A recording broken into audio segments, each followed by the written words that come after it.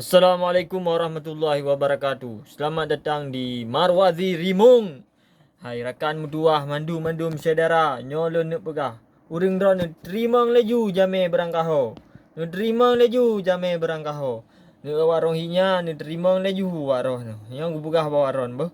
Nak tes ile bawaroh hinya nyan.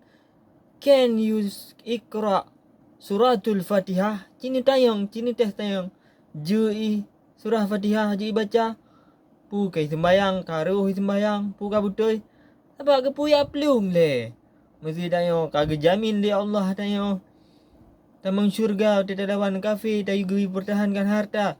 Ke pu ya plum mat tayo. Ni awak Palestina naik plum. Hana. Man selamatkan nyawanya wajib kan.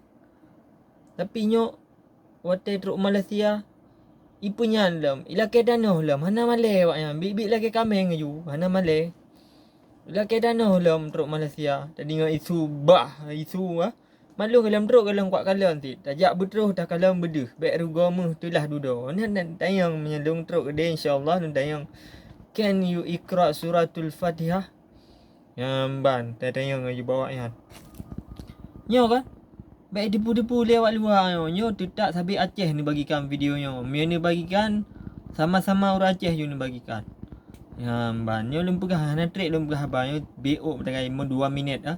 Nyo baca tuk lem pegah nyo back tuan ni subscribe ni like ni share ni bagikan ke urang Aceh mandum. Ya ban.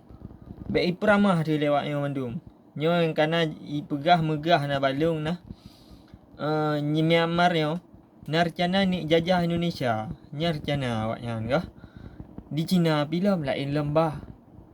Cina ialah kenang raw mi hai dah bayu hutang. Namban tanya apa ji? Nyo kasuah tamu perang kali nyo. Generasi muda kali nyo Gen Z nyo. Generasi perang nyo. Long yakin tak. Namban man preh wate sagai nah. Assalamualaikum warahmatullahi wabarakatuh.